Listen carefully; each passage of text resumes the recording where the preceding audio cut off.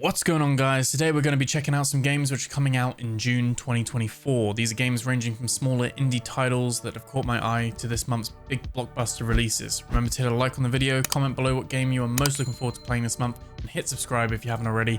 Let's get started. Starting off the month with a big expansion in Destiny 2, the Final Shape DLC is the latest expansion and is a culmination of the story so far after an almost 7-year journey since the game released back in 2017. A new campaign, new strikes, exotics, and more to explore, as well as reworks and adjustments, and introducing a new subclass, Prismatic, as well as a new enemy type, the Dread, for the first time in a while, which we will no doubt be fighting as we explore the new destination, Pale Heart. A return of fan favorite Cade 6 as well, voiced by Nathan Fillion, new dungeons, new raids, and more, as the game will no doubt then look to support its annual season passes across 3 seasons over the upcoming year.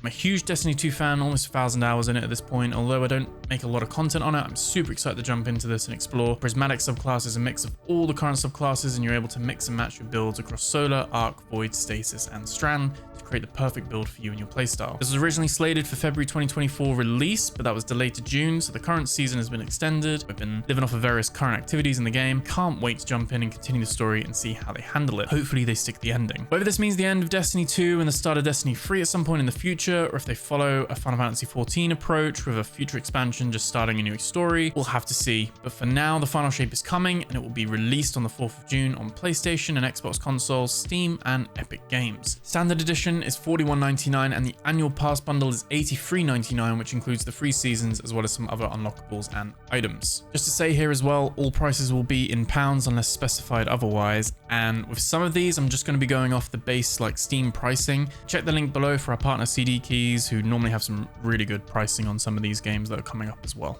Always worth checking out. Okay, this next game is when you mix Hunt Showdown with Escape from Tarkov. A Twisted Path to Renown is a community-driven MMO with a PvE/VP extraction-based first-person shooter. Basically, survival mechanics, looting, raiding, but you can also hunt, mine, and craft things as well as trading, while you'll be fending off other players and AI in 1899 America. I haven't got my hands on this yet.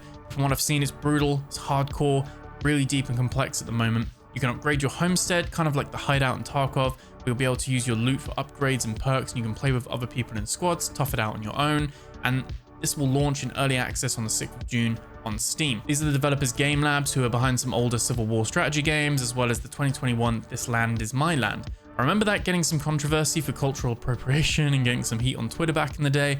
It seems like their new project, and from the trailers and the gameplay I've seen so far, it looks really good. We'll have to get my hands on it and find out. You can technically purchase this directly from the website right now, but if you want to be covered by Steam, or you just like having it all in one place on the launcher and stuff like that, then this release that I'm talking about now is for Steam and early access. Price on the website is currently $29.99 in dollars, reduced to $19.99 at the moment, and they have some other packages of $39.99 and $59.99 as well. Not sure if those will come across to Steam as well, or if the price will be the same or not, but we will see. At least that gives you a baseline of where it's at currently. Okay, deep breath as I read these off. The Kingdom Hearts franchise is finally coming to Steam after being an Epic Games exclusive for what feels like years. In this collection, you have 3 different purchases. We have Kingdom Hearts HD 1.5 plus 2.5 Remix. This includes the first 6 stories, which includes the final mix, the Rechain of Memories, 358/2 Days HD, Birth by Sleep, and Recode. Honestly, this franchise has the most complex, convoluted naming systems. They could give Microsoft a run for its money naming the next Xbox. Then there's Kingdom Hearts HD 2.8 Final Chapter Prologue. Yep. This includes 2 games and a movie that I believe fill the gap from Kingdom Hearts 2, or 2.5 technically, and when Kingdom Hearts 3 starts, kind of like the what happened in between. Some of these titles were DS or 3DS back in the day, as well as PlayStation 2 and stuff as well. It'd be nice to have this collection all in one place though. Finally, Kingdom Hearts 3 and the DLC Remind will also be released as well.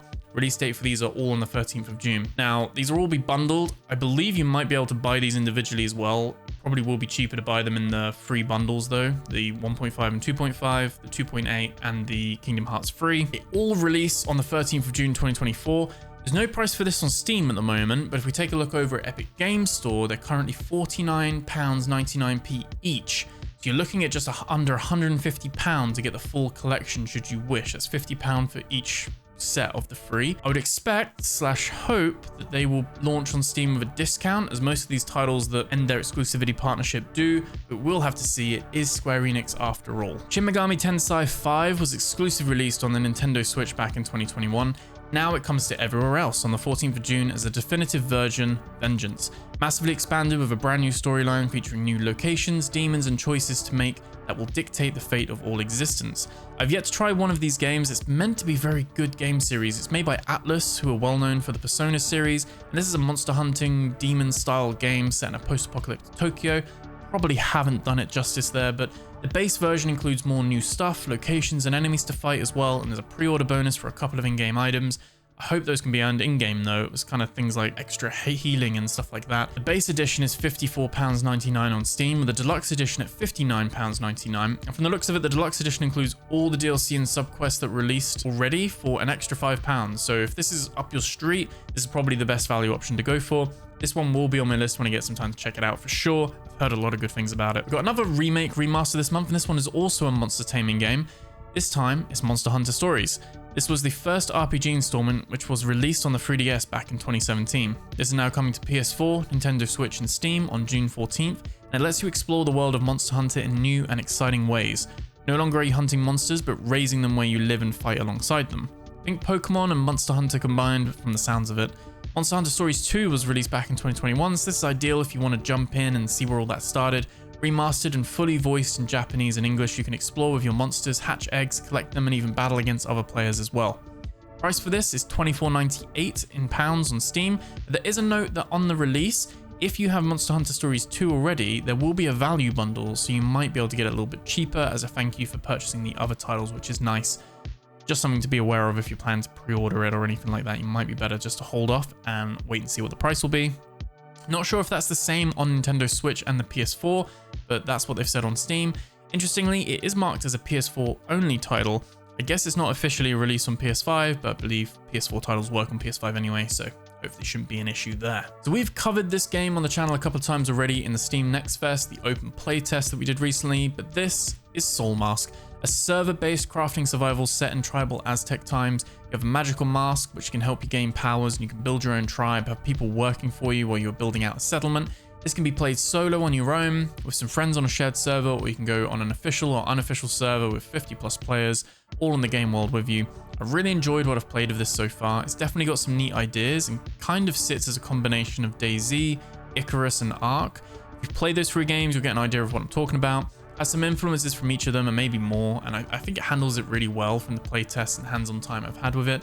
We'll have to see how it does when it launches in early access. That will be on the 18th of June on Steam. Hopefully this gets a good following. I think it was launching its playtest alongside PAX Day, Once Human, and loads of others back in April and early May, so we didn't get to see too much love for it on Twitch and places like that. There's a lot of promise here for those that like the crafting and building and gathering resources, as well as exploration and combat. The devs seem really responsive. They have a good communication, going through player questions and feedback, regular posts on Steam and stuff like that. Shows a lot of promise. There's high expectations as well with this game. No idea on price with this at the moment. I'd expect between £20 to £30, but it may be lower perhaps to begin with. We will see. Still Wakes the Deep is the next thing from developers The Chinese Room, known for Amnesia and Machine for Pigs, Everybody's Gone to Rapture, and Dear Esther. This is a first-person narrative horror title where you are an offshore oil rig worker in the North Sea off the coast of Scotland.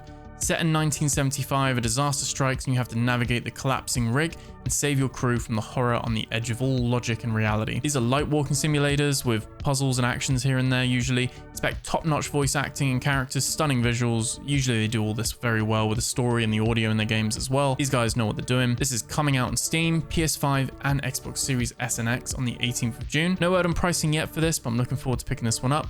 May do a let's play of this on the channel perhaps. Another Epic Games Store exclusive refugee, crime boss Rockay City is coming over to Steam on the 18th of June. This is made by In-Game Studios, published by 505 Games, and it's a heist game set in the 90s and an alternate history timeline. Build your criminal empire in a single-player roguelike campaign, or you can put a crew together with your friends and do an action-packed co-op heist. I've seen some murmurs that this is actually better than Payday 3.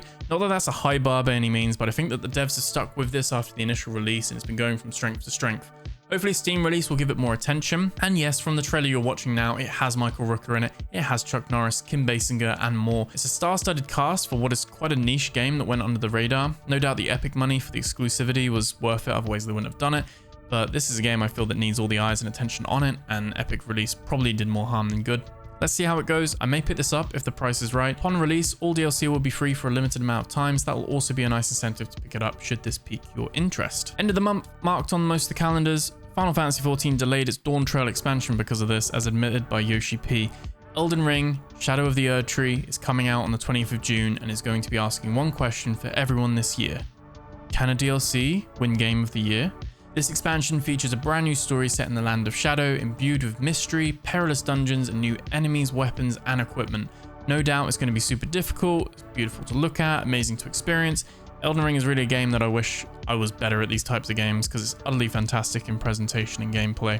Shadow of the Erdtree will be coming out on consoles and PC for £34.99. If you're new to the game entirely, there is a bundle on Steam for £64.99, which includes the base game and the DLC, so you can jump right in and experience it from the beginning. Anyway, that's all from me. Thank you so much for watching, and let me know in the comments below what games you're looking forward to playing this month. I think I'll be no-lifing Destiny 2 expansion, and if I get a bit of time, I might be checking out A Twisted Path to Renown, maybe Still Wakes the Deep playthrough as well. We might do that on the channel. That one really intrigues me. Kingdom Hearts if the price is right, but more so if I get the time. Thank you so much for watching. Please give this video a like, subscribe if you're new to the channel, and I'll catch you in the next video. Take care.